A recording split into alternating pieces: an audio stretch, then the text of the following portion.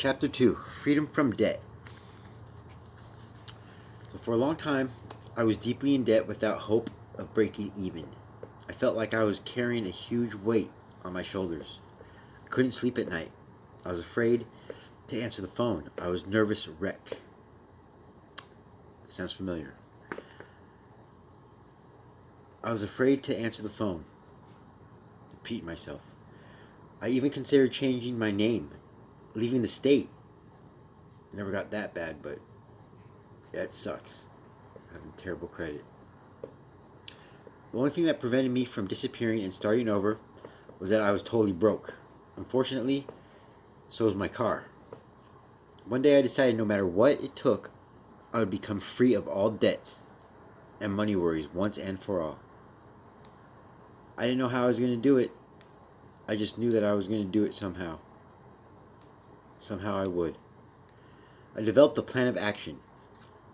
I began making a list of all my financial obligations as well as my monthly income expenses.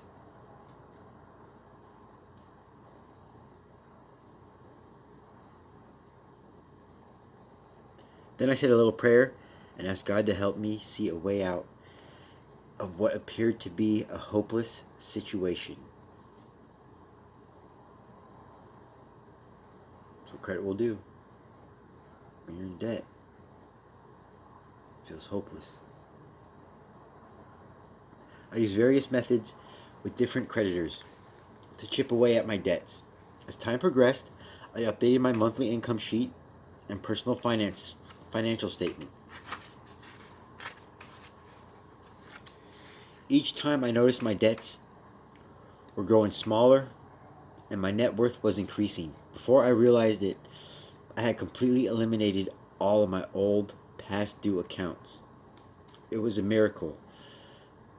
I was free.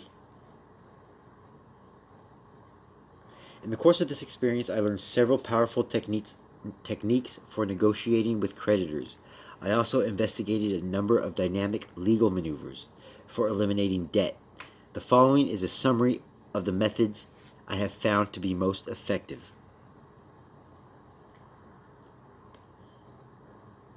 The best way to deal with excessive debt is to avoid it altogether.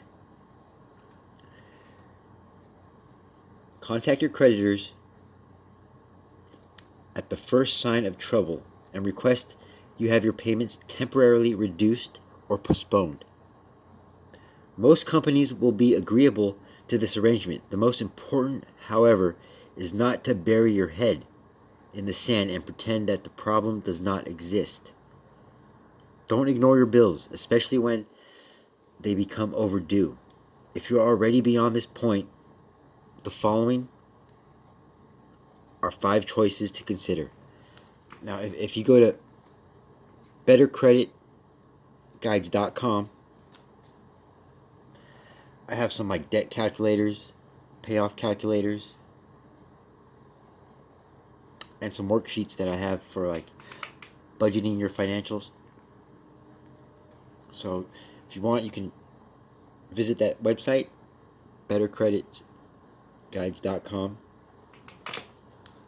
I'll leave a link in the description, and you can check out some of the worksheets and some of the calculators I have. Hopefully they'll help. But anyway, back to the 5 choices to consider if you're already past the point of ignoring your bills and they become overdue. So the first option is debt consolidation. This is a method of paying off all your bills by borrowing a lump sum from a finance company. I have some links on my site for lending networks if anybody needs. That's bettercreditguides.com. Anyway, back to the video, the purpose of it. So, back to debt consolidation. This is a popular approach to the problem of excessive debt, especially with the availability of low-interest home equity loans. Since creditors will still loan money against your house, disclaimer, I don't own a house, so you might want to look at legal advice for that. But anyway, that's an option. Low interest home equity loans. Since creditors will still loan money against your house despite a bad credit record. This plan may be worth considering if you are certain of receiving increased income during the next several years. The advantages of this method are that it frees you from creditor harassment and gives you one monthly payment instead of many small bills. The disadvantages are that you will still be in debt and will now have additional interest charges to pay.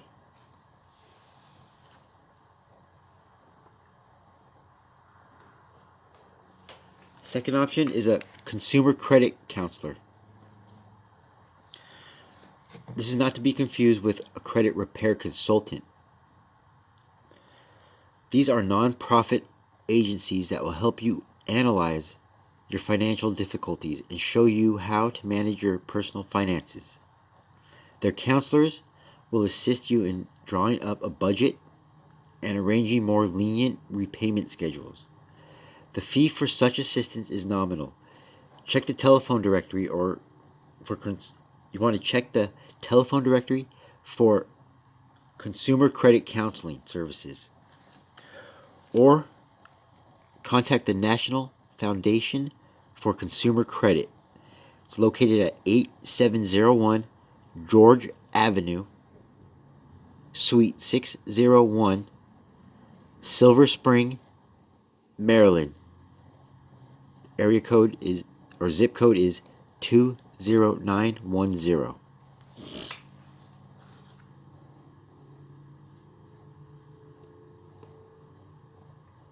A third option is Wage Earners Plan Chapter 13. This is a section of the Federal Bankruptcy Act designed for debt relief of anyone earning a living from wages, salaries, or commissions. Under the Wage Earners Plan, you turn all your debts over to the federal court. The court then takes a portion of your income to pay your creditors. This is a way to consolidate your debts, to be protected by law, reduce your costs, pay off your debts over a period of time. The courts protect you from wage garnishment and other seizures during this repayment period. There is also a 3-month grace period between the date of filing and your court date, during which time no payments are required of you. This plan can be filed with or without an attorney. There's a simple filing fee and a court fee required, and the forms can be purchased at a stationery store. And I'm sure online somewhere, if you were go to search, I'll actually kind of research that, and hopefully I'll have a link on my site, so for anybody that wants to check it out. Despite these apparent advantages, the major drawback of filing a Chapter 13 is that it appears on your credit report as a form of bankruptcy.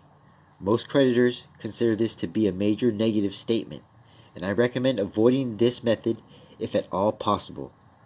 It's the last resort option. As well as this one, which is bankruptcy, Chapter 7. It actually says this should be your last resort,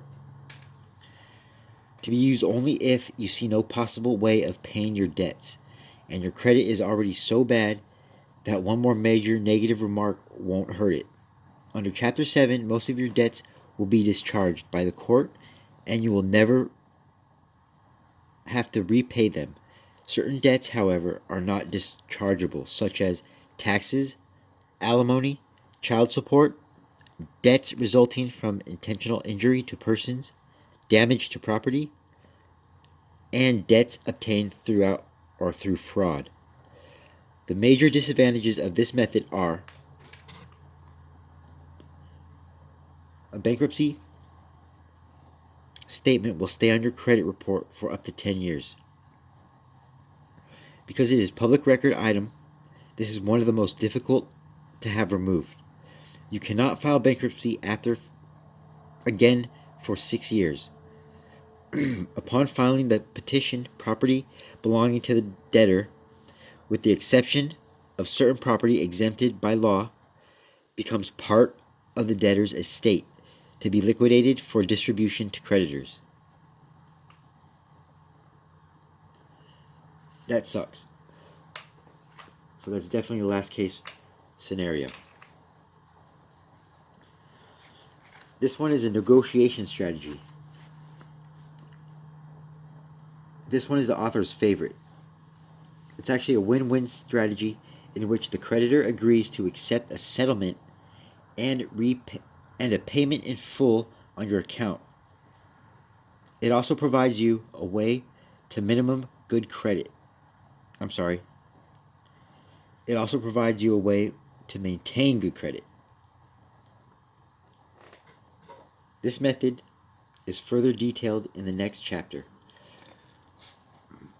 Whichever method you use, I highly recommend that you begin today. Cut your expenses, increase your income, and do whatever it takes to free yourself of the burden of excessive debt, because it sucks. Get a clear picture of your financial situation and ability to repay your debts by completing the following monthly income statement and personal financial statement.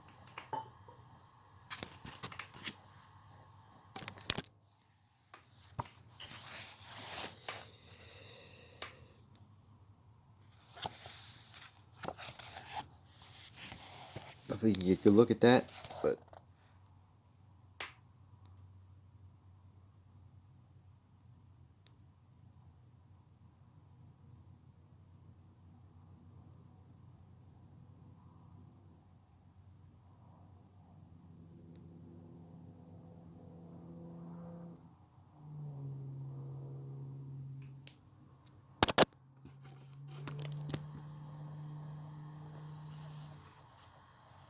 so that was the following income statement and personal financial statement that you can create for yourself.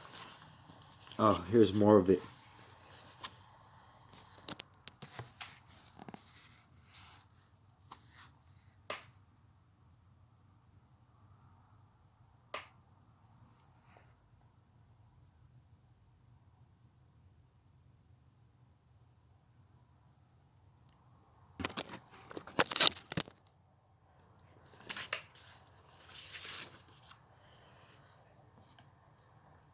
See you in chapter 3.